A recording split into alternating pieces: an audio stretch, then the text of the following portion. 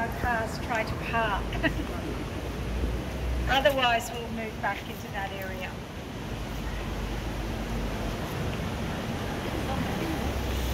Okay, can you all see? If we look up the top on the, so if we go ground, first, second, if you look at that second floor there, you're looking at 5 men, they're navigators. In the very middle is James Cook. James Cook is the man who mapped the east coast of Australia. He named it New South Wales. The entire coast he named New South Wales, and he took possession of it in the name of the king back in England. On either side of him, and not necessarily in this order, you have Vasco da Gama, Christopher Columbus, Abel Tasman, and a man called La Perouse. Now, how many of you are Sydney-siders? Quite a few. Okay, so you've probably heard of this suburb, La Perouse.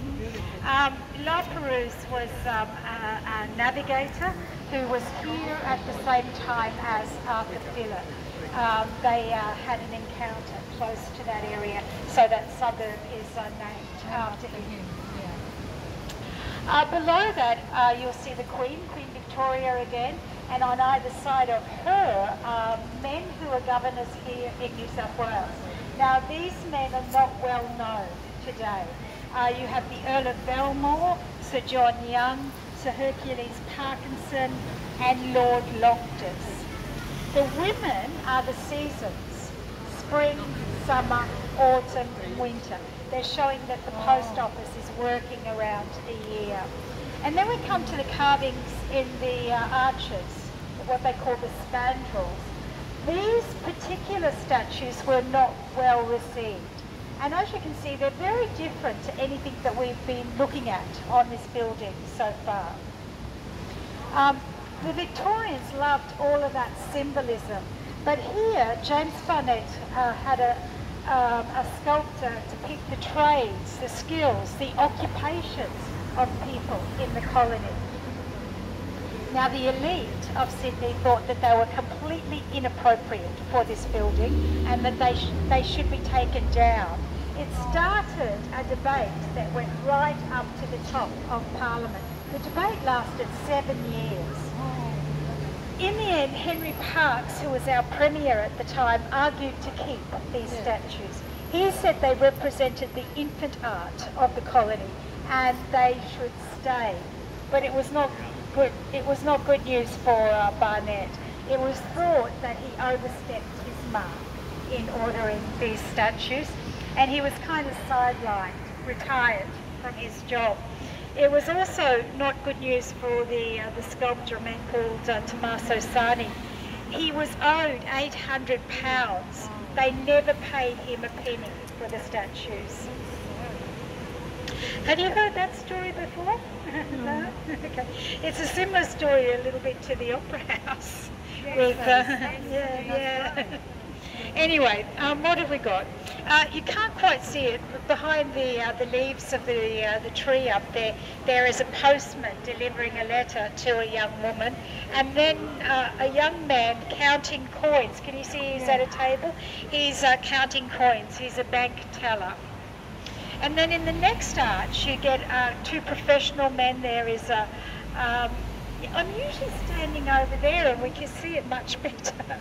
But there's a young man at the front, and in behind him there's a building. He's an architect. And then the man with the long flowing beard is a scientist. At the level of his head you'll see a telescope. When you come to the other side of the head, you have a pastoral type of scene. This is a man with a bushy beard and a squashed little hat. He's shearing a sheep. Yeah. And then the young man with the pom-pom on his hat is a sailor, Italian sailor, French sailor, but taking the wool from Australia over to Europe to be made into textiles. And then on the other side of the coat of arms, you have a businessman with a top hat on. He has a notebook. He's making sure his numbers add up.